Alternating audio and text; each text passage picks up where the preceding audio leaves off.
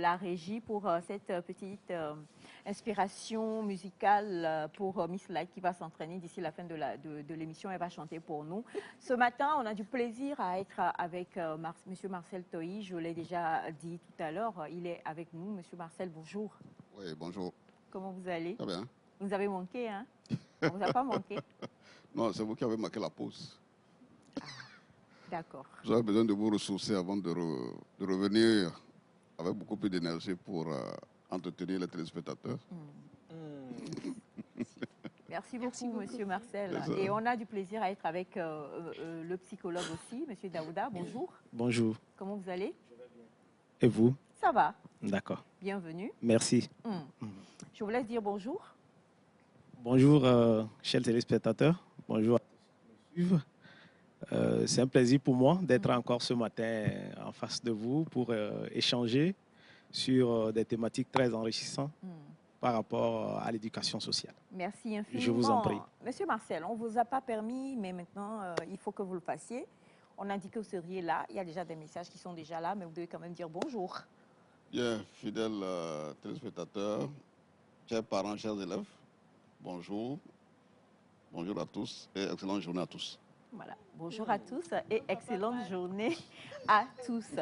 Nous allons aller sur plusieurs thèmes, mais le plus gros, ou en tout cas le plus lourd avec lequel nous allons démarrer, c'est la monoparentalité, Monsieur Marcel. Et il y a de cela plusieurs années, la monoparentalité, surtout au niveau de la femme, était assez mal jugée. Hein. Voilà, il y avait beaucoup de commentaires sur une femme qui est toute seule avec son enfant. L'enfant ne sera pas bien éduqué, l'enfant a besoin d'avoir un homme, une figure paternelle. On va parler de tout ça et vous allez nous donner sûrement, au vu de votre expérience, des astuces, des solutions pour qu'aujourd'hui, les personnes qui se retrouvent dans ce genre de circonstances-là puissent savoir exactement comment pouvoir tirer leur épingle du jeu. Mais bien sûr, avant, suite à une émission que vous avez faite la fois dernière, un témoignage est parvenu. Si vous le permettez, M. Marcel, on va d'abord jouer les audios et ensuite, après, maintenant, revenir sur ce que vous allez dire parce que je sais qu'il y a beaucoup de personnes qui se retrouvent dans ce genre de circonstances. Permission accordée? Oui, bien sûr, bien sûr, bien sûr. C'est parti avec la complicité de la régie. À vous demander certains éclaircissements par rapport aux enfants monoparentaux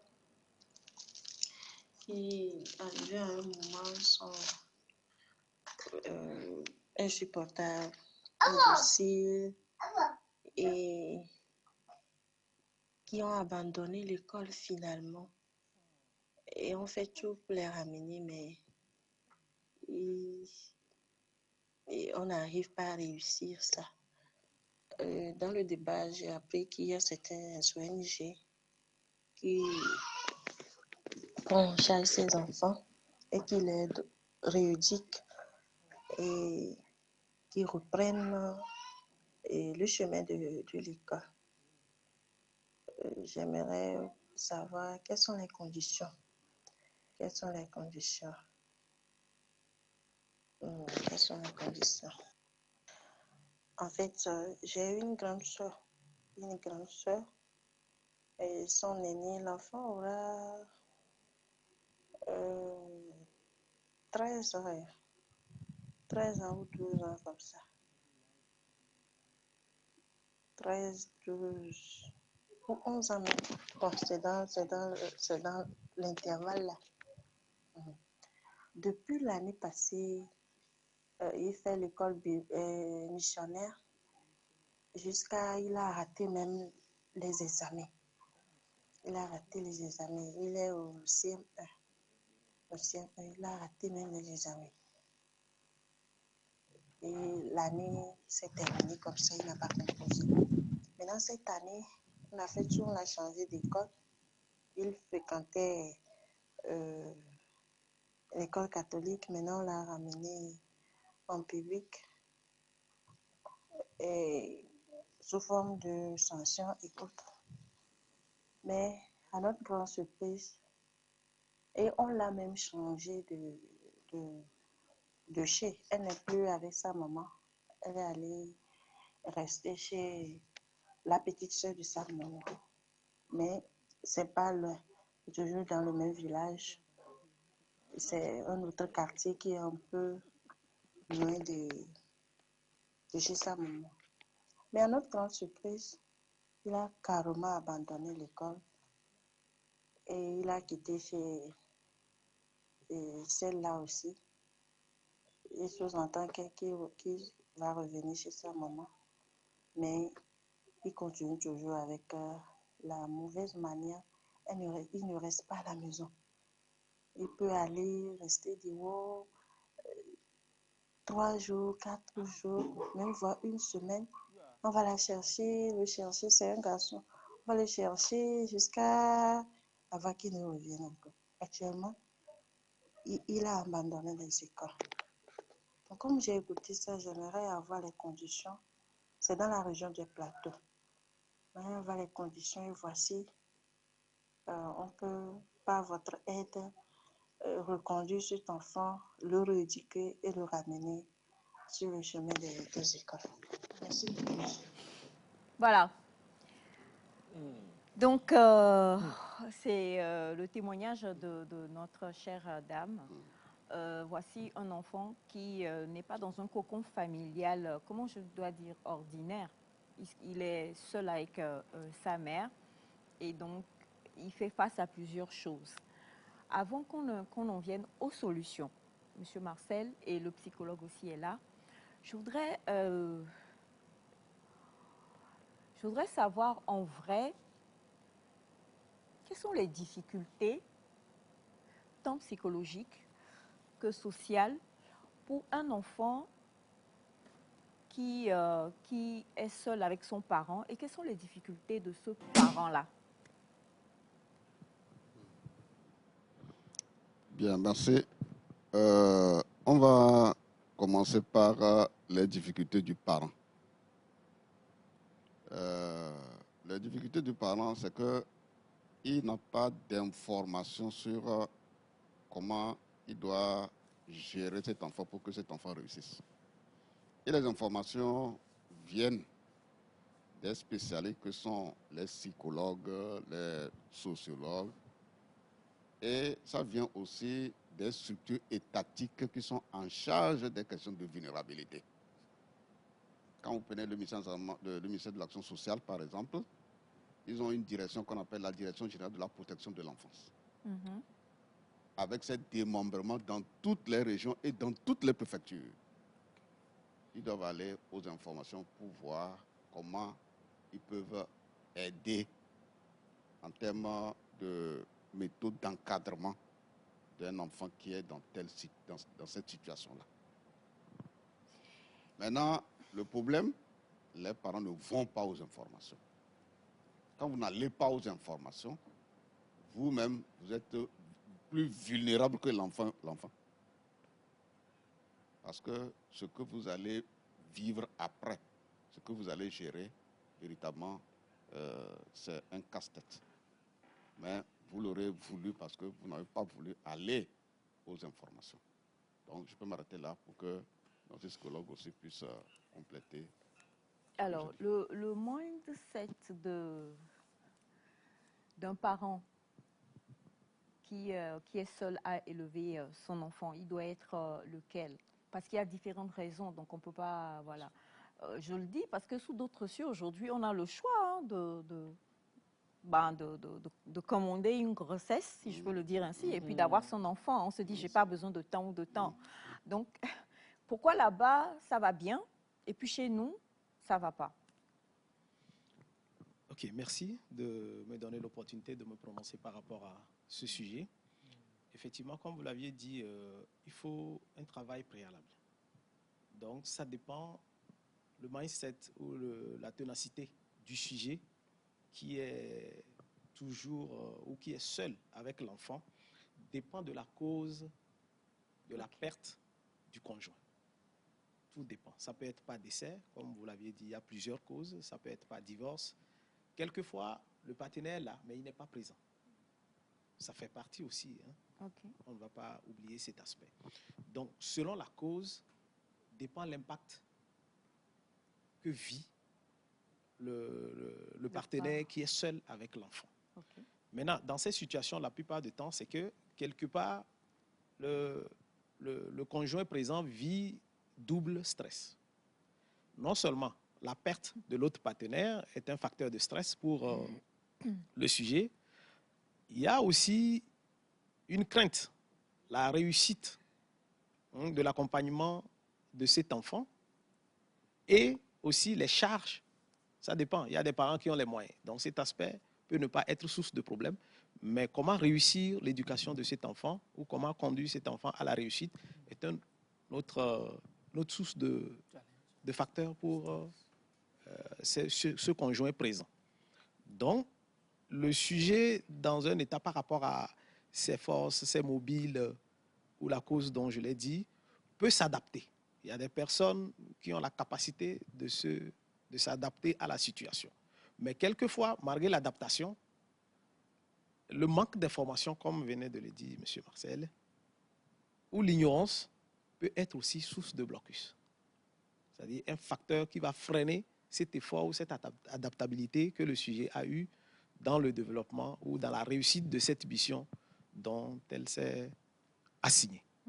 Donc la personne va se perdre dans la conduite parce qu'elle va adopter des attitudes qui ne sont pas des attitudes idéales face à cette situation, pensant qu'elle veut le bien de cet enfant. Soit il y a des bases qu'elle doit mettre en place et qui ne sont pas vraiment mises en place. Quelquefois, c'est la surprotection que vous allez constater, à défaut de l'autre conjoint. Pour que l'enfant ne ressente pas l'absence de l'autre, on tombe dans des situations de surprotection et ça gâche par ce canal l'éducation de l'enfant. Ça, c'est le côté du parent. Mais au côté de l'enfant, il y a d'abord l'absence d'un parent qui crée un vide affectif chez l'enfant. Et maintenant, ce vide affectif est déjà majeur pour casser le rythme, d'accord, de logique de l'enfant dans son apprentissage ou quoi que ce soit. Mais quelquefois, il y a des parents qui trouvent des astuces, comme nous venons de le dire, pour pouvoir combler cet enfant-là. C'est-à-dire à travers des éducations spécialisées, à travers des conseils, quelle conduite faire et tout. Mais chemin faisant, comme je l'ai dit, si ce n'est pas peut-être pas sur protection, quelquefois, à un âge précis où l'éducation de cet enfant doit être bien suivie, on baisse les gardes. Et c'est là où l'enfant, à travers la compagnie, ces milieux qu'il fréquente et autres, peut aussi aller vers la dérive. Alors, Monsieur Marcel, vous avez parlé de parents qui ne vont pas aux informations. Quelles informations? Parce que vous allez entendre, bon, je ne veux tenser personne, mais vous allez entendre lors de formations avec nos chers coachs et tout ça, on dit parents ne culpabilisez pas, il n'y a pas un mode d'emploi. Vous faites de votre mieux, donnez de l'amour et puis allez-y, voilà, on ne finit jamais de connaître quelqu'un et tout ça. Mais vous nous dites, vous êtes encore arrivé, hein, Monsieur Marcel, qu'on doit aller aux informations. Quelle est l'information qu'on doit avoir? Quel genre d'information? Comment l'enfant doit manger? À quelle heure l'enfant doit dormir? Concrètement, qu'est-ce que vous entendez par information? Quelles sont précisément ces informations? Les informations en question sont liées aux besoins scolaires et aux besoins psychologiques, éducatifs, tout de l'enfant. Les besoins primaires de l'enfant, comme vous venez de le dire, de quoi l'enfant a besoin pour qu'il puisse grandir. Qu'est-ce qu'il doit manger, qu'est-ce qu'il ne doit pas manger. Ça fait partie des informations que vous devez avoir. C'est pour ça que, généralement, les agents de santé, voilà, ils font beaucoup d'émissions, surtout sur les radios, en langue, pour permettre une accessibilité de l'information à l'endroit des parents, en parenthèse, analphabètes. Okay. Oui, pour que vous sachiez que bien manger, faire bien manger l'enfant pour qu'il soit en bonne santé, ça relève des spécialistes. Yeah. Oui. Manger. Non, c'est juste. Comment il va manger, tout ça. Qu'est-ce qu'il doit manger pour que son développement puisse être un bon développement, qu'il ne tombe pas malade, par exemple? Ça, c'est l'affaire des spécialistes. Comment entretenir des relations avec relations paternelles, maternelles avec l'enfant, ça relève des spécialistes. C'est vous dire en fait qu'on a pris, on a mis tout au laboratoire et tout est science. Tout est science. Aujourd'hui, il faut éduquer l'enfant avec des connaissances scientifiques sur l'éducation et la socialisation et le processus d'apprentissage. C'est de ça qu'il est question. Et donc, c'est pour ça que tous les spécialistes doivent en principe monter au créneau pour expliquer dans toutes les langues possibles. On a levé, après toi, on va aller à la traduction tout à l'heure pour tous ceux qui nous suivent. Doivent monter au créneau pour pouvoir informer au maximum les parents pour qu'ils ne tombent pas dans la faute ou dans l'erreur. Parce que vous pouvez gérer par erreur. Vous pouvez gérer l'enfant par défaut. Par défaut. Oui, par défaut. Vous pouvez gérer l'enfant par défaut. Mais alors, la fibre qu'on ressent, alors, qu'est-ce que vous en dites? Quand on revient par rapport au témoignage qu'on a reçu tout à l'heure, je me dis, une mère est une mère. Et quand ton enfant, tu le sens pousser en toi, il y a quelque chose qui se crée que rien ne peut expliquer, moi, je pense. Ou bien? En fait, je vais essayer de compléter la réponse de M. Marcel. En fait, quand on parle d'information, effectivement, c'est très important et crucial. Parce qu'il y a l'affection qu'on a pour l'enfant. La plupart du temps, vous allez voir dans certains couples ou bien dans certaines familles monoparentales et des parents qui veulent à tout prix la réussite de leur enfant. Mais quand vous les observez se comporter avec cet enfant, c'est comme c'est le contraire de ce qu'elle souhaite en fait. Mais en réalité, ce n'est pas qu'elle veut le mal de l'enfant. Pour elle, elle veut la réussite. Maintenant, dans cette situation... Donnez-moi un exemple. Oui, parce que franchement, je cherchais dans ma tête, quand vous parlez là, je cherchais l'exemple. D'accord, je vais aller simple. Je prends l'exemple d'un papa, d'accord, qui a divorcé ou qui a disparu, et la femme est seule avec les enfants. Cette femme-là veut, avec l'amour qu'elle a pour ses enfants, la réussite de ses mêmes enfants. Forcément. D'abord, le stress qu'elle vit de la séparation avec le monsieur, le fait que toutes les charges reposent sur elle, elle vit un stress donné. Vous allez voir, dans certaines situations, elle est vraiment en colère par rapport à une dérive ou bien une faute de l'enfant. Elle va gronder l'enfant, lui faire comprendre que c'est comme ça, leur père a fui, tout ça, elle est seule à se débrouiller. Mais c'est la vérité. Mais c'est la vérité, mais l'enfant... Ah non. Voilà. Vous voyez un peu... Non, je ne suis pas d'accord, Voilà. madame Aïcha. Vous avez compris un peu? Elle va cracher tout sur l'enfant. Monsieur Marcel, vous avez dit on enseigne à l'enfant ce qu'il doit manger pour ne pas tomber malade. Il faut que l'enfant voit la réalité et soit conscient. Très bien. Mais de quelle manière tu lui dis cette réalité? Mais si... Toi-même, tu vois qu'il n'y a pas papa. On se casse la tête pour toi et puis tu veux faire des bêtises. Parce que tu crois que quoi? Non. Il y a une manière d'aborder le sujet avec l'enfant pour que ça n'affecte pas psychologiquement l'enfant. C'est tout. Il y a une manière. Et je pense que ces créneaux d'information, comme cette opportunité que vous donnez pour qu'on échange, sont des situations à prôner pour permettre à des personnes en situation de comprendre certaines réalités. Donc, on doit informer l'enfant de la réalité, mais par quelle manière on le dit? On ne dit pas qu'on doit cacher cela à l'enfant. Non. L'idéal même, c'est d'amener l'enfant à connaître cette réalité. Mais il faut une manière de le dire. Donc, en amenant l'enfant à connaître la réalité, n'amène pas l'enfant sur la piste de la révolte. Non. Parce que si... C'est pourquoi nous disons de quelle manière tu abordes le sujet. Parce que tu abordes le sujet de telle sorte que l'enfant se rend compte que le papa est coupable. S'il retrouve les traces du papa un jour, il lui fera du mal. Voilà. Et là, c'est vous qui avez fait de cet enfant un assassin. Voilà. C'est vous, maman, de la manière dont vous avez abordé l'enfant. Monsieur Marcel. Non. C'est fort. C'est très, très fort, monsieur.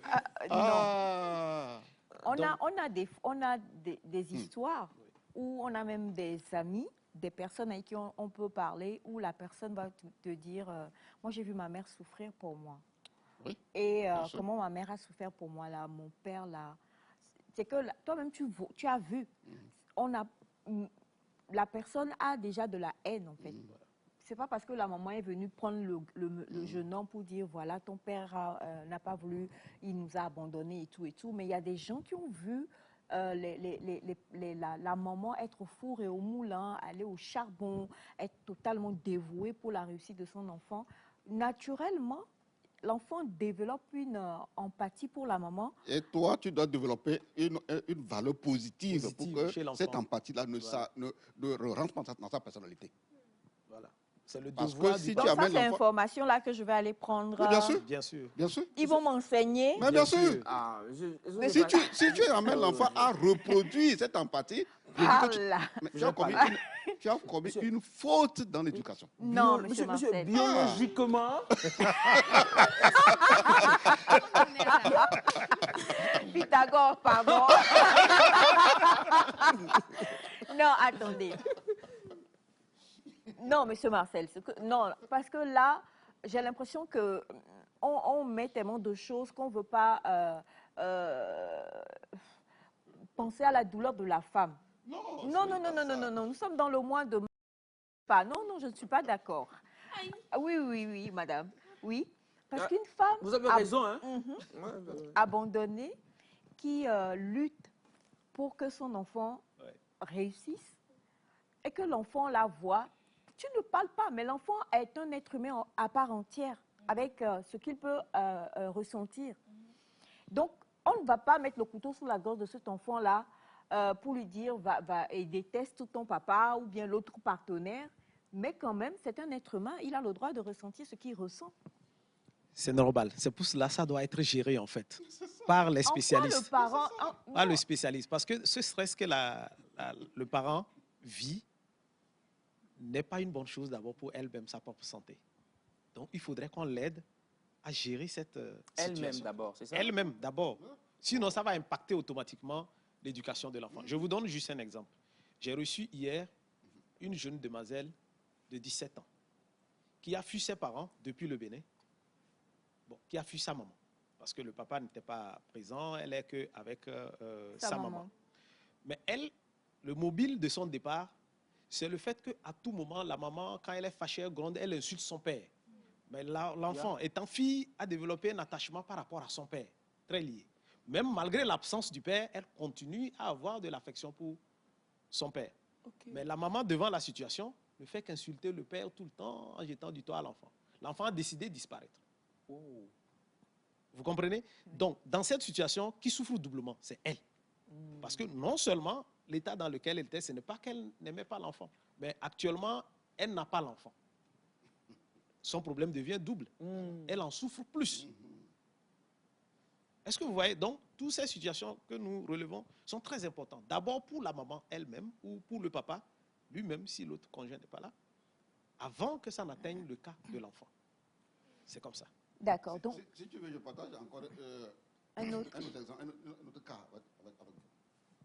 Je connais une maman qui a, je crois, 3 enfants et le courant ne passe pas du tout entre le papa et la maman. C'est ce que la maman a dit à ses enfants. Il a réuni les enfants. Il leur a dit, ce qui se passe entre vos papas et moi ne vous concerne pas. Vous devez obéissance à papa. Tout ce qu'il vous dit de faire, vous le faites. Vous ne devez pas le haïr non plus. Parce que ça, c'est un problème qui... Ils vivent tous ensemble. Ils sont ensemble. OK. Avec le papa. Bien sûr. Et papa et maman, ils se... Oui. Mais la maman a pris ses enfants pour leur donner cette consigne-là. C'est ça qu'on appelle une maman. C'est ça qu'on appelle maman. Oui, là, ils vivent ensemble. Ils vivent ensemble, oui. Et le papa pourvoit quand même. C'est juste qu'entre papa et maman, il y a bisbille. Oui. Mais c'est pas évident. Hein. C'est pas évident, c'est vrai. Alors, quels sont les mécanismes? Parce que là, ce dont on est en train de parler, il y a beaucoup de femmes qui vivent malheureusement ce genre de choses. Là, on est à Lomé. Je trouve que c'est facile pour nous de parler parce qu'on est à Lomé. Mais quelqu'un qui est dans un village un peu reculé, qui vit ce genre de choses, voilà, donnez le nom. Halo Pabodno. C'est dans ce tout bois. Ou Yarpanga. Ou Uri, dans le... On vous salue tous. Hein. Alors, quelqu'un qui vit dans un coin reculé et qui a le stress de « je dois prendre soin de mon enfant doit réussir et tout », comment est-ce que cette personne va aller chercher ce genre de mécanisme? Et où? Comment? Est-ce que la personne est disposée même? Parce que quand tu viens me dire, désolé, hein, monsieur Marcel, désolé, monsieur Daouda, bon, il y a une l'homme. Il y avait une il y avait une interprète qui est à ma pompe, là.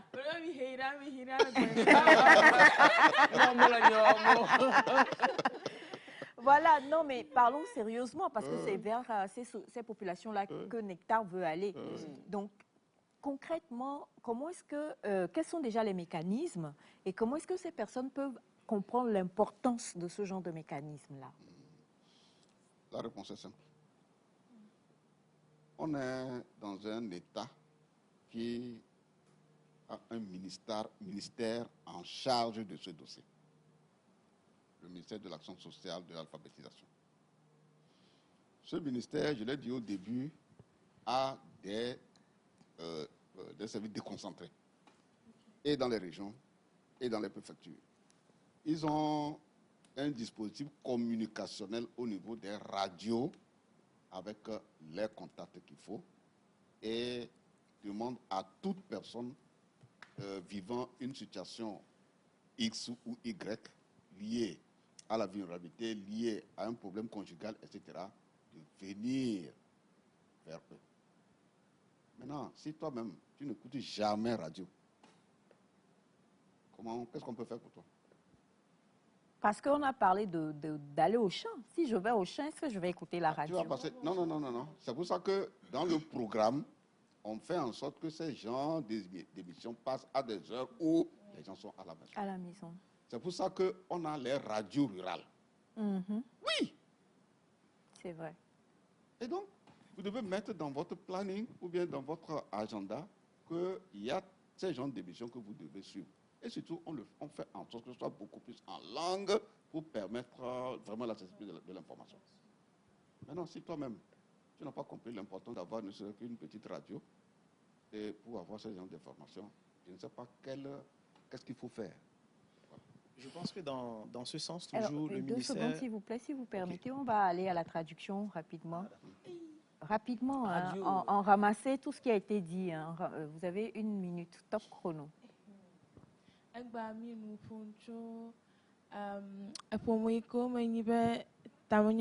Papa de Kylie, alors dada de Kylie, le miagbokpo, ni bla de vieux nyagbo Fifia, nuit que mi blogbo ni be, aleke miawoye, miajilao, miatekpo de vieux bo, ni wapa, nunyanya no wa yinko, ni wapa gbonono no wanyo. Doiko miawo, nuiko bo miakpo. Ta fifia, mi le papa, et que le miagba, epuncho, il y a radio nti radio que mise en ami ko sena il y a gbogbo ni ko jojon ple nya ko ate fiami et la télé aussi. Télé chalemo La télé Télé là. Même Bachana connaît télé.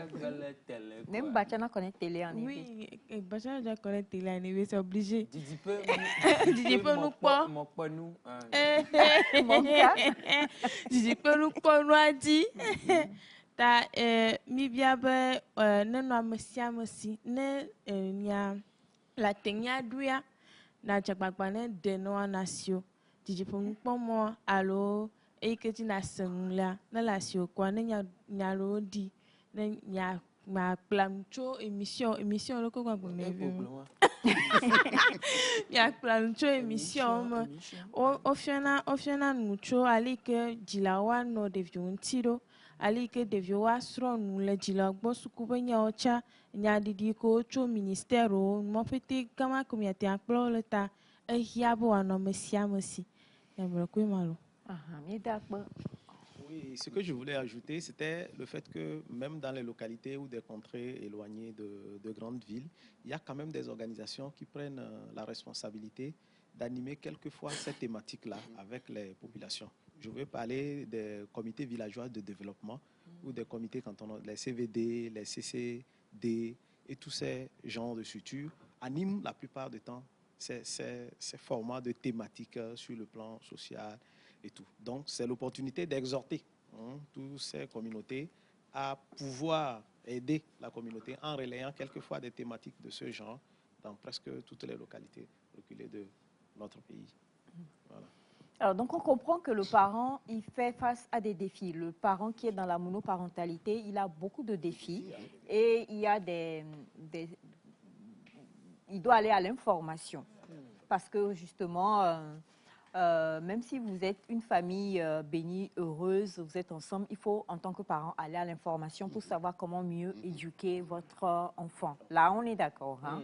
Bon, maintenant, parlons de l'enfant en lui-même. Quand on écoute le témoignage de ce matin, c'est quelqu'un qu'on a mis à l'école et qui n'arrête pas de fuguer. On l'a puni en lui changeant d'école, ça n'a rien changé. Il a même totalement abandonné aujourd'hui et il n'a que 11 ans. 11 ? Oui, bien sûr. Elle a fini par dire 11. Voilà, il n'a que 11 ou voilà, 11 ans. Un jeune garçon comme ça, on fait quoi concrètement pour lui ? On va le mettre, je ne sais pas moi, on fait quoi? On le met en maison de correction? Qu'est-ce qu'on fait pour lui concrètement? D'accord. Si vous permettez, je pense que pour cet enfant, il lui faut un accompagnement. Un accompagnement parce que l'enfant commençait à présenter déjà des fugues. Il faut carrément un accompagnement structuré. Et dans cet accompagnement, vous allez voir, il y aura un travail qui sera fait à domicile. Il faut réorganiser le cadre familial.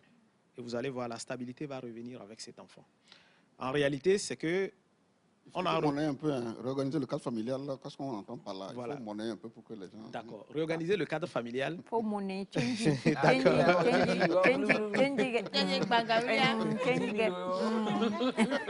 que je mets dans réorganiser le cadre familial? C'est de voir le lieu où vit l'enfant. Est-ce que les normes ou le fonctionnement qui se met en place à cet enfant, à la maison, est un mise en place qui va adoucir le vécu de l'enfant. Parce que l'enfant est dans un système de rébellion. Et maintenant, vous allez voir que le cadre ne fait que renforcer cette rébellion. Et donc, c'est ce qui fait qu'il finit, ça dit en réalité, en allant vers les fugues, c'est que c'est la phase de complication qui est en train de se manifester. Le trouble qu'il avait dès le début, c'est ça qui est en train de se renforcer. Donc, l'environnement dans lequel vit l'enfant, je veux parler de la famille, la maman, quel système elle prend pour éduquer cet enfant. Parce que, étant dans cette situation, c'est ce que nous étions en train de dire. Certains parents développent par exemple la surprotection. D'autres, ce n'est pas la surprotection, mais étant stressée elle-même, elle est rigide par rapport à l'éducation de cet enfant. Elle n'a pas peut-être l'écoute attentive à cet enfant. Elle ne communique pas. Il ou elle ne communique pas avec cet enfant. Si l'enfant est turbulent dès le bas âge, alors que tu es toute seule à pouvoir éduquer cet enfant-là, tu dois, parce que là, dans une famille normale, on a un des conjoints qui est doux et qui adoucit un peu les choses, l'autre qui est assez rigide. Mais quand tu es dans une famille monoparentale, tu as toutes les charges. Tu es le pile et tu es le face. Donc, si en venant, tu vois que... Parce que là, on parle d'un garçon et comme on nous dit souvent, éduquer un garçon, vraiment, bon, je sais pas. C'est pas, et tout ça... Je vais compléter un peu avec ce qu'il a tout à l'heure. Pour moi, compléter suppose qu'on revienne sur ce que je vous avais dit un jour dans une émission ici. Il faut toujours et de façon absolue et impérative avoir ce qu'on appelle un réseau informel d'information sur l'enfant. Vous voulez régler le problème de cet enfant? Cherchez le réseau informel d'information, c'est-à-dire les amis, et par les amis, vous avez les informations sur ce qui dégoûte ou ce qui dégoûte cet enfant. Ce qui dégoûte et ce qui dégoûte. Est-ce que c'est papa, maman, la cellule familiale, etc. Est-ce que c'est les enseignants? Est-ce que c'est la manière dont on enseigne à l'école, etc. Maintenant, qu'est-ce qui lui fait plaisir? Quand il sort là, il prend goût à quoi? La danse. Il n'y a pas de problème. Même si c'est la danse, il y a aujourd'hui les industries culturelles dans lesquelles on peut l'enrôler. Donc, si vous avez tout ça, il faut avoir la collecte d'informations d'abord. Quand vous faites la collecte d'informations, vous passez à la seconde étape. Le traitement de ces informations avant d'aller à la décision. Si vous ne suivez pas ce processus, c'est vrai, vous allez prendre des décisions à la place de l'enfant, alors que psychologiquement, comme il le dit, il y a des choses que vous devez savoir. Si vous ne le savez pas, là, vous allez rater l'approche que vous voulez utiliser Mais pour on amener nous a l'enfant. toujours dit que par rapport à ce genre de cas, il y a un vide que l'enfant a. Quand vous assistez à nos réunions un peu familiales, il y a même des cas de famille où on dit, je me souviens d'un cas où voilà, c'était une fille qui, à un moment donné, là, vraiment, donc on dit, play-toi, bon, et rien, toi, ou je sais pas, something like that, emmène-la chez son père. Parce qu'elle a besoin de connaître C'est son... lui qui a détecté que c'est comme ça. Celui qui a dit ça, c'est lui qui a détecté que c'est comme ça. Est-ce que le psychologue a dit que c'est ça? C'est une question.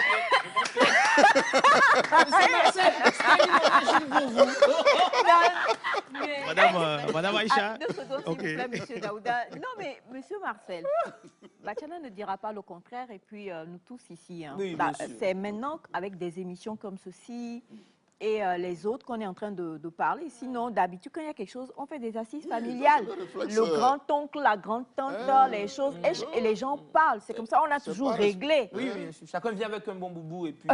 Un bon boubou, voilà. Et c'est comme ça, on a toujours parlé, on a toujours réglé. Donc, et ça va continuer, hein, malgré les émissions que nous faisons. Oui, bien sûr. Les gens vont continuer encore à dire et pour réglé. Il faut donc que dans cette famille, quelqu'un suive ce genre d'émission et comprenne qu'il y a d'autres. Il faut des innovations dans la manière dont vous faites. Voilà, c'est ça. Mais il y en a qui continuent par le faire comme ça jusqu'à présent. Bien sûr. Ça, je suis donc, d'accord avec vous. le fait qu'on dise que l'enfant se comporte mal parce que l'autre parent lui manque, c'est pas faux. Non, c'est pas faux. Ok. Ça, c'est pas faux. Voilà. Parce que, comme le psychologue l'a dit, hein, l'enfant a besoin de l'affection des deux parents. Voilà. Oui, il a besoin des deux.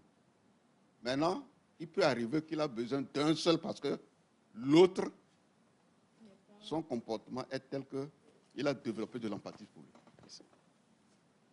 Vous comprenez un peu. Sinon, effectivement, dans cette situation, comme vous l'aviez dit, un enfant, il développe des crises. On dit qu'il faut voir papa, ou bien c'est maman qui manque.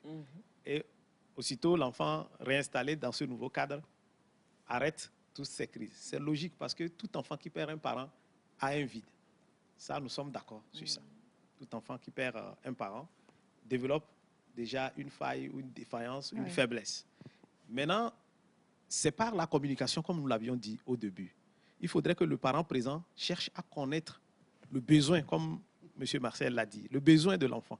Parce qu'il faut que vous sachiez ce que votre enfant aime et ce qu'il n'aime pas. Et c'est en fonction de cela que vous pouvez le gagner. C'est tout. Maintenant, c'est ça, j'ai donné l'exemple de l'enfant qui aimait le parent alors que la maman ne faisait que dénigrer le la personne. Donc, à un moment, l'enfant même devient l'ennemi même du parent présent. C'est-à-dire le parent présent fait les efforts, mais il est le premier ennemi. Ça paraît paradoxal, mais c'est la réalité. Voilà, raison pour laquelle nous disons, dans ces situations, il faudrait un accompagnement. Bien sûr que par chance, certains parents peuvent développer des compétences ou bien par hasard tombent sur de bonnes attitudes parce que peut-être l'enfant aussi arrive à faire avoir un parent substitut dans son environnement. Il y a ces situations qui sont là. Parce que vous allez voir des familles, des fois un parent n'est pas là, mais les autres sont souvent présents. Et dans tout cet ensemble, les oncles, les tantes et tout, l'enfant finit par trouver un parent substitut. C'est-à-dire le parent qui n'est pas là, l'enfant transfère ce vide-là sur un des membres de famille qu'il considère comme ce parent qui manque. Et l'enfant finit par trouver un cadre ou une adaptabilité dans ce système. Et généralement, le parent de substitut dont il parle là, il faut savoir que cette personne a développé une certaine qualité d'écoute vis-à-vis de l'enfant. Voilà. Parce que l'enfant a besoin de quelqu'un pour l'écouter. Donc, nos oncles, ou quand tu fais une bêtise, toi-même, tu sais que c'est chez lui, tu vas aller là. Il va te parler avec un ton rassurant. Oui. Voilà. Il va te donner l'espoir que vraiment les choses vont changer et qu'il peut espérer de toi un certain accompagnement, quelle que soit la nature de l'accompagnement. Pas de zoom, c'est lui qui sera le substitut. C'est ça. Moi Oui, j'ai une monsieur. question par rapport. Est-ce que cette personne dont vous parlez, est-ce qu'elle est indispensable pour l'enfant? Oui, bien sûr, très indispensable. Bien sûr. Maintenant, c'est l'enfant qui fait son choix. Ce n'est pas à vous de l'imposer. Dans toutes les personnes qui viennent, vous allez voir traditionnellement... Si la personne que l'enfant aime, moi, je ne l'aime pas. Don't die, you're too young to die. Ok, je continue. Non, La personne oui. que l'enfant choisit, par exemple, Oui. vous n'appréciez pas la personne. Oui, ça veut dire que vous allez interdire ou refuser l'enfant d'approcher cette Non, mais personne-là. en tout cas, je regarde Monsieur Marcel. C'est-à-dire que... Je regarde de mauvais œil. Oui, voilà. le sujet. Donc, dans cette situation, ça arrive, hein, dans cette situation, vous allez voir que l'enfant revit à nouveau le vide qu'il avait en premier. Ça ne fait que s'accentuer. À un moment donné, vous allez voir des enfants qui pensent qu'ils sont malheureux. Ils n'ont pas le droit de faire un choix et qu'on leur impose toujours ce qu'ils doivent vivre.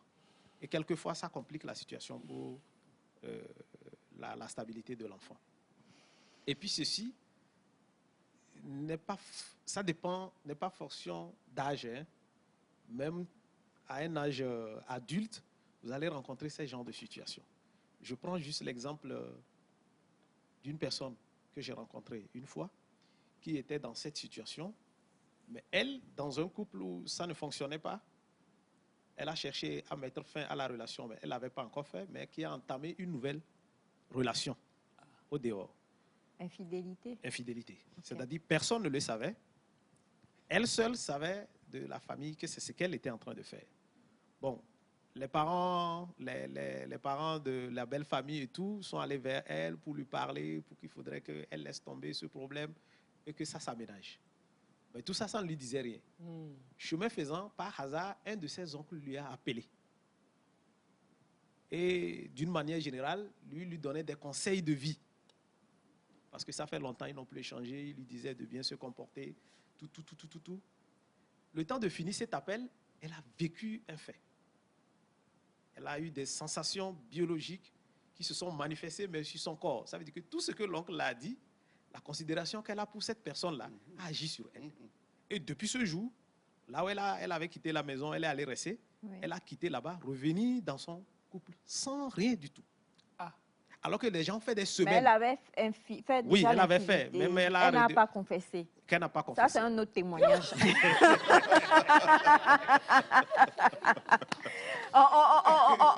Vraiment. Auprès du psy, quand même. On est en temps de carême. On est en temps de carême. Il faut faire 2 jours dedans. Mouloud, là, c'est quand on va... Je ne sais même pas. Bon, bref. Je ne vais pas... Mais quand même, vous savez, dans notre société jusqu'à présent, on regarde d'un certain... Quand le papa est seul avec l'enfant, ce n'est pas la même chose. Bien sûr. Quand la femme, on dit non, celle-là, elle s'est mal comportée, ou alors, voilà. Et la plupart du temps, ce genre d'enfants, ce sont les oncles, s'il y en a, qui font office de barrière ou de sécurité pour les enfants. Maintenant, pour le principe de cet enfant-là, on n'a rien entendu, à part peut-être les 2 femmes. Ouais. Voilà. Ces 2 femmes-là, on comprend qu'elles... Oui, on comprend qu'elles ne sont pas outillées du tout. Tout ce qu'elles ont essayé, maintenant, ça ne marche pas. Et là même, la situation est totalement un cas à part. Qu'est-ce qu'il faut faire? Je vais encore sortir une méthode traditionnelle. Vous allez encore taper du poing sur la table. Vous avez dit qu'il faut avoir des relations internes, réseaux. Pour collecter les informations, il faut des réseaux. En tout cas, partir des amis de l'enfant, quoi. Donc, son réseau de relations de l'enfant et collecter des informations sur ce que vous voulez savoir. Voilà, c'est là. Et souvent, quand on fait ça, on guette un peu l'enfant jusqu'à après, on va l'attraper. Non, c'est pas qu'on va le guetter. Vous connaissez, quand il sort, il reste avec qui? Oui, il a fugué. Hein? Il fugue. Oui, ça fait partie des stratégies. Oui, il fugue. Alors, qu'est-ce qui est? Et ouais. Sous l'arbre, au coin de l'arbre. Oui. Et tu tombes sur lui. Voilà. Il est devenu détective privé. Oui. Ah ouais, c'est Quand tu l'attrapes, privé, oui. Après, qu'est-ce qu'il faut faire?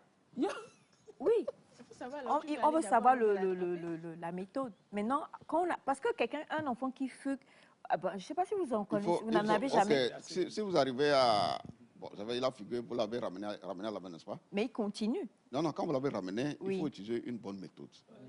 Il faut une bonne méthode. C'est ce que disait le psychologue. Il faut d'abord maintenant le mettre en confiance. Lui parler sur un ton rassurant. Et voir quels sont ses besoins immédiats. Ses besoins peut-être d'habillement, d'alimentation et autres immédiats. Et maintenant, voir avec un spécialiste de l'orientation pour lui poser 2-3 questions sur ce qu'il veut véritablement faire en réalité. Parce qu'un enfant comme ça, le réintégrer dans le système formel, quelquefois, c'est difficile qu'il puisse continuer le parcours. Donc, peut-être que c'est un enfant qui a une propension beaucoup plus pour, disons, la dimension psychomoteur. Voilà. La dimension psychomoteur suppose que tout ce qui est manipulation, c'est ça qui intéresse pas cet enfant. Si c'est tel le cas, donc, c'est l'apprentissage, disons, d'un métier porteur. Vous voyez, souvent, quand on envoie les enfants dans les centres de formation et autres là, on a comme l'impression que c'est ceux qui ont raté qui vont vers là. Oui, ce n'est pas ça. Ce n'est pas ça. Ce n'est pas ça. C'est parce que, en analysant l'enfant, on sait que sa dominante, c'est tout ce qui est lié au psychomoteur. Et donc, celui qui a une proportion pour le psychomoteur, cette personne ne peut, disons, réussir que dans des spécialités, ou dans des formations où on manipule, on touche. Et c'est là où vous allez lui présenter la palette, en tout cas des spécialités possibles. Et s'il convient maintenant, on peut l'inscrire et vous l'accompagnez. Vous allez souvent avec lui, voilà, parce qu'il faut qu'il sente votre présence auprès de lui. C'est ça, c'est pas d'aller juste l'inscrire et puis vous disparaissez. Non. C'est pourquoi on parle de soutien, suivi et soutien parental. Le suivi et le soutien parental. Vous voyez, lors des forats scolaires qui ont été organisés lors de la semaine de détente, j'ai été invité dans des établissements pour faire des communications sur le suivi et le soutien parental. Mais qu'est-ce que j'ai dit aux parents? Je leur ai dit, vous voyez, aujourd'hui, si vous faites les mêmes choses de la même manière, vous allez obtenir les mêmes résultats. Oui. Il faut changer les méthodes. Changer les méthodes suppose quoi? Ça suppose que vous, aujourd'hui, en tant que parent, vous devez faire quoi? Vous devez exprimer le besoin d'accompagnement. C'est-à-dire qu'on a comme l'impression que c'est les enfants seulement qu'on accompagne. Celui qui accompagne l'enfant, si même lui-même n'est pas accompagné par des spécialistes, comment il peut accompagner? Il n'est pas outillé, il n'a pas les compétences, ce qu'on appelle les compétences opérationnelles. S'il a des compétences déficitaires, comment il peut accompagner? S'il a des compétences déficitaires, comment il peut accompagner? Il faut qu'il ait des compétences opérationnelles. Et il n'y a que des spécialistes qui peuvent l'aider. Et donc, tu dois exprimer le besoin. Mon enfant X a tel problème. Et on te prescrit une ordonnance. C'est vers là où on doit attendre aujourd'hui. Une ordonnance de comportement. Mais bien sûr. Et dans cette ordonnance-là, le psychologue doit parler, le psychologue doit parler, le spécialiste de l'orientation doit parler. L'analyste des questions éducatives doit mettre ce qu'il faut faire. Et tu suis, en tant que parent, tu auras le résultat, tu auras le changement souhaité. Moi, j'ai une question en fait. Quand on parle de ça, je me dis que ça, c'est pour les parents qui en ont conscience. Et pour ceux qui n'ont pas vraiment conscience et qui fonctionnent en fait de façon autodidacte. On ne peut pas toucher tous les parents qui ne sont pas conscients. On va crescendo, n'est-ce pas? On crée des espaces pour, disons, gagner du terrain parental. C'est ce qu'on fait, n'est-ce pas? C'est pour ça que moi, j'ai bien aimé l'initiative du ministre de l'enseignement primaire et secondaire qui a institué pour la première fois au Togo ce qu'il a appelé les forats scolaires. Oui. Et c'était dans tous les établissements pour que les 10 jours de congé de détente servent à mettre ensemble les acteurs pour débattre vraiment des questions qui sont préoccupantes et qui touchent l'éducation et la réussite de les enfants. Oui. Vous voyez? Donc, c'est à partir de ces genres d'opportunités qui sont institutionnalisées aujourd'hui, eh bien, on pourra gagner beaucoup de parents, puisque que tu sois parent, comment tu appelles, éduqué, alphabète ou analphabète, de toute façon, tu viens en tant que parent pour suivre ces genres de rencontres. Tu vas rencontrer des spécialistes et des parents qui ont fait des expériences réussies. Ils vont partager des expériences avec toi. Tu sauras que on peut utiliser l'approche parent pour résoudre ton problème aussi. Exact. Vous avez ce message qui dit que son enfant ne cesse de fuguer et quand ils lui ont demandé ce qu'il voulait faire parce qu'il ne veut plus aller à l'école, il dit qu'il veut être rappeur. Ok. École de musique. Ok, il n'y a pas de problème. Il n'y a pas de problème. On l'amène en studio? Non, non, non, Non, non, pas en vous studio. n'allez pas l'amener en Ah, studio. On ne l'amène pas en studio. On le met Mais au seulement studio. que Non, on mais se- attendez, Oui. quelle école? Il étudie Non. l'école de musique. Quelle école de rap au Togo? Ok. Non, Yo, pas yo, d'école yo. de musique. On ne se lève pas. Rap fait partie de quel champ de spécialité? Oui. C'est ça, il faut le faire rentrer par là. C'est comme, je vous ai dit, aujourd'hui, quand vous abordez les questions d'orientation, par exemple, avec les enfants, quand un enfant dit « je veux être journaliste », tu lui dis qu'il n'y a pas de problème. Je vais te présenter toutes les spécialités Dans le de communication, pas de journalisme. Communication, avec ses atouts, ses contraintes, ses opportunités, ses forces, ses faiblesses et autres là. Et c'est ça qui va te permettre de faire le choix. Il a dit qu'il veut être rappeur, il n'y a pas de problème. Non, il n'y a pas de problème. Donc, vous voyez pourquoi je dis que le spécialiste de l'orientation doit rentrer dans le jeu. C'est lui qui va le présenter, les atouts aujourd'hui, les atouts, les contraintes, les difficultés et les risques auxquels il s'expose en faisant ce choix. C'est ça qui est la question. Ce que je peux ajouter, c'est que l'enfant s'intéresse au rap. C'est bien.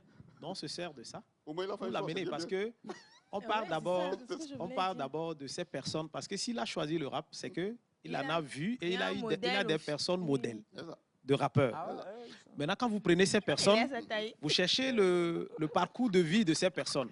Il va découvrir que ces personnes-là, avant d'atteindre ce niveau, ont eu à fréquenter. Exactement. On y a fait tel, on y a Exactement. fait tel. Donc, on l'amène à comprendre, on Si ne le devient modèle qu'il a choisi n'a pas eu à faire ça. Non, il n'y a pas de Et que problème. c'est un Ce n'est pas- vrai ce monsieur n'est du pas bien. le seul modèle. Ce n'est pas le seul Ce modèle. n'est pas le seul Il y a modèle. d'autres qu'on peut lui présenter. Qui ont de l'argent. Maintenant, en dehors de cela, et puis ces choix-là ne vont pas être choisis au hasard.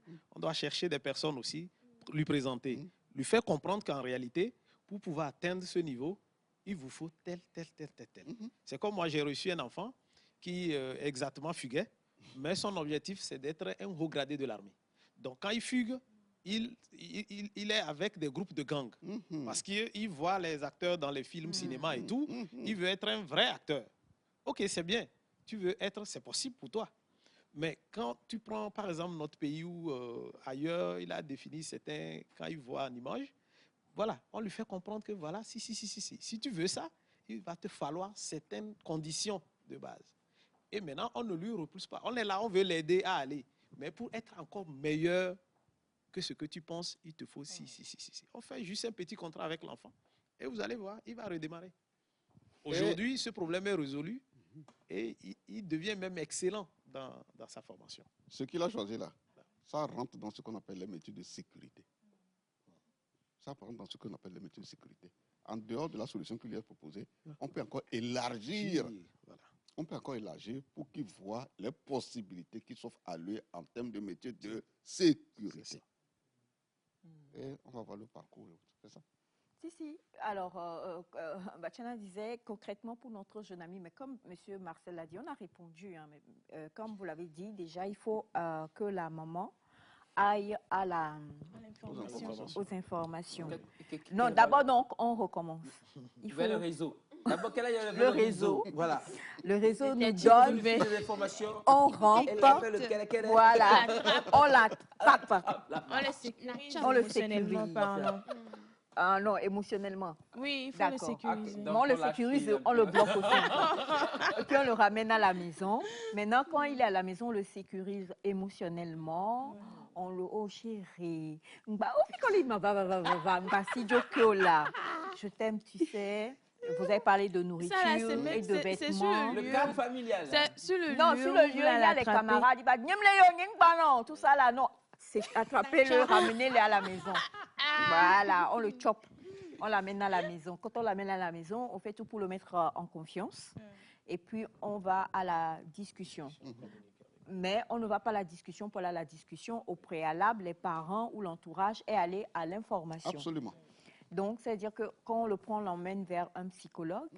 Il doit y avoir un conseiller d'orientation et quoi Ouais, d'autre? bon, les deux en principe suffisent. D'accord. Le reste, c'est une analyse des questions d'éducation. Voilà. Mais les vrais spécialistes, c'est eux Voilà. qui doivent être proches des parents pour les aider. C'est ça. Et donc, pour tous les parents qui sont dans ce cas de monoparentalité, c'est lourd à porter, mais il faut avoir les armes pour conquérir ce terrain-là. Donc, Absolument, chercher. Pour nous, à Lomé, on va vers qui? à la Direction générale de la protection de l'enfant, la DGPE, à côté de Orabank. C'est ici, juste ici. C'est juste à côté. Oui. En face de mon- C'est là, il y a des directions, il y a des divisions. Voilà, il y a des divisions là-bas. Oui. Voilà, il y a des divisions en charge de la vulnérabilité, des divisions en charge de l'accompagnement parental et autres. Et c'est eux qui ont été formés. Ils ont fait de hautes études, comme notre ami le psychologue, voilà, des études universitaires certifiés. Et c'est eux qui peuvent parler en spécialiste. Parce qu'aujourd'hui, l'éducation, c'est une question de spécialiste. Voilà. Et donc, un parent, quel que soit ton statut, hein, tu dois comprendre que tu n'es pas spécialiste de l'éducation. Tu connais quelque chose en éducation, mais tu n'es pas spécialiste. Quel que soit ton statut. Et humblement, tu dois le reconnaître et faire appel et mettre dans ton réseau de relations ceux-là qui peuvent t'aider à résoudre certains des problèmes. Parce que vous voyez, il y a des gens, ils ont un statut très élevé, ils ont des moyens financiers, mais leurs enfants ont raté. C'est eux qui ont raté, ce n'est pas l'enfant qui a raté. C'est eux qui ont raté. À chaque fois quand vous dites ça, j'ai une question qui me revient toujours. Je la pose. Est-ce qu'il y a des enfants Récal. Oui, mais c'est parti des parents, en fait. C'est parti. C'est Non, il y a clair, des gens qui il y a même pas à débattre. naissent comme ça. Non, c'est parti. Non, non, non, non, non, non. Alors, je veux, si vous permettez, pour rejoindre M. Ataï, Oui, je allez-y. veux Allez-y. ajouter un fait d'actualité chez nous ici au Togo. Ouais. Donc, c'est le cas de ces garçons. Tu veux en parler? Non, non, non. J'ai revu. Voilà, donc, qui ont été exclus Ouais. pour... Dans la région de Plateau Ouest. Voilà.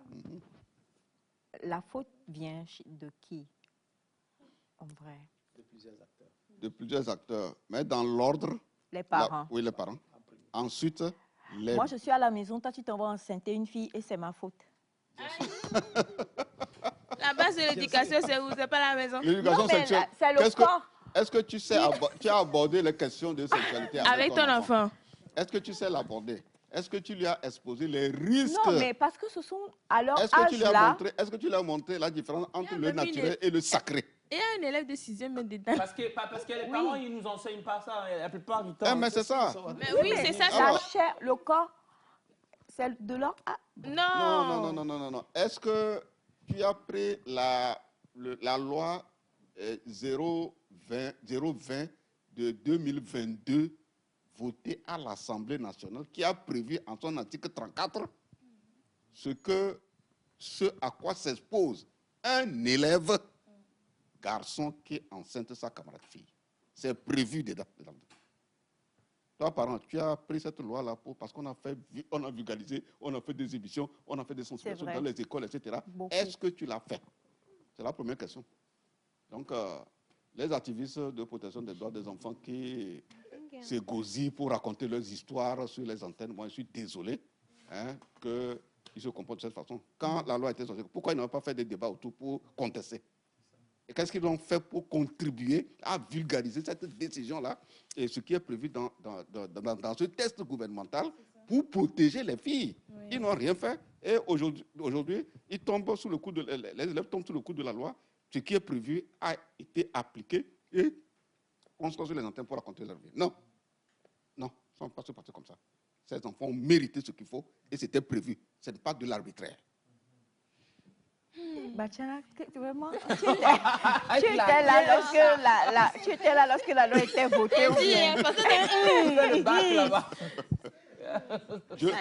En tout cas, j'invite tous les parents à suivre l'émission Débat sur l'éducation. Voilà, il est important de... Oui, j'invite tous les parents sur l'émission Débat sur l'éducation ce dimanche à 21h.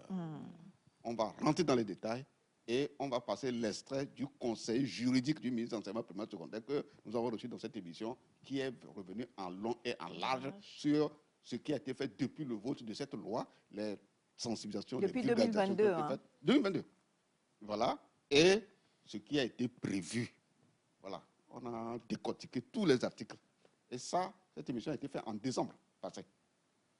Donc, on a pris un essai pour ouvrir le débat avec l'Union togolaise d'association des parents d'élèves de l'UTAP, une représentante, une dame, elle est représentante de l'UTAP, qui est venue confirmer que ça s'imposait qu'on sanctionne ces enfants-là, pour qu'ils comprennent que la loi n'est pas faite pour les tiroirs, mais elle est faite pour dire à ceux qui veulent défier l'autorité, ceux qui veulent défier la République, que si quelqu'un ose, voilà ce à quoi il va s'exposer. Donc, pour tous les jeunes garçons à compter de 6e, on peut lancer un appel, monsieur Marcel. Non, reviens derrière. 6e, c'est tout avancé. CM1. Va au primaire. CM1, oui. Va dans les centres d'apprentissage aussi. Oui. Oui, parce qu'elle concerne tous ceux qui sont aussi dans le centre d'apprentissage. Ce n'est pas seulement ceux qui sont dans le 6e formel. Primaire, là, vous parlez de... Non, mais pas... Non, mais... non. Parce qu'il y a dans certains villages, ceux qui sont en CE1 sont à 16 ans, 17 ans. Oui, oui. Donc, notre témoin de tout à l'heure, c'est à 11 ans, au CE2 ou CM1. Donc, OK, dans primaire. Voilà. OK. On vous insiste. Primaire. Bon, pour est-ce qu'il faut tout jeune garçon qui peut enceinter là. Oui, non? Parce qu'à partir de l'âge de... Voilà. Quel âge? À partir de quel âge? 10 ans? À partir de quel âge on peut... Il faut comprendre que ils ont besoin d'une éducation, comme l'a dit M. Marcel. Absolument. Mais il faut qu'ils sachent, si on t'attrape, tu as enceinté. Parents, vous nous écoutez présentement, si votre fils va se hasarder à enceinter la fille de quelqu'un, bref, on va l'exclure. Est-ce que ce n'est pas qu'une question d'exclusion, hein? Je pense que les amendes d'argent... Oui, il y a une exclusion. Ils n'iront pas à l'examen non plus pendant une année. Et franchement, ça, s'ils ont déjà... Parce qu'il faut voir la scolarité déjà payée par les parents. Il faut voir tout ce que les parents ont déjà mis en cette année déjà. Et vraiment, c'est beaucoup. Et après la période de, disons, de sanction, les conditions de réinsertion dans le système éducatif sont aussi prévues par les tests. Et ça a été rappelé dans l'arrêté ou bien la décision du directeur régional de l'éducation Plateau-Ouest. Il y aura un engagement des parentales. Oui, c'était dit. C'est que le parent s'engage à ce que son enfant C'est pour ça que nous avons dit pas que dans l'ordre, c'est le parent qui est le premier. Qui va prendre soin de l'enfant et tout ça. Dans l'ordre, c'est le parent qui est fautif. Ouais. Et après vient l'enfant. Parce qu'il est à un âge où, quand même, il est au courant de tout ce qu'on lui interdit pour son intérêt. Emprisonnement d'un an. Emprisonnement d'un an. Oui. Voilà. Donc, c'est le temps de carême. Prions. C'est ce qui est important. Pour la il nous reste une minute. Amico pété omi foncho les kemiak po de vieux goro ta hiabe mia nonu pon sugbon kapomo enia dijiponu pon mo dia kosiragbe gachie que zagachie que oya o émission de tamia jagba mia boy ne mia stroncho me amocho ministère wa poncho nicho ntuviro le région de plateau atakpa ko yi be balime barube danyi vio ntuvio ko do funa nyɔnuvio onya wo le suku ode wo gakpa me eye dokpɔ yi ƒe gamea wonya gayo ta enu ƒete ko le nua alo ona dzi emprisonnement no sukua tu es là. C'est ce que vous avez dit tout à l'heure que j'ai dit au fait. D'accord.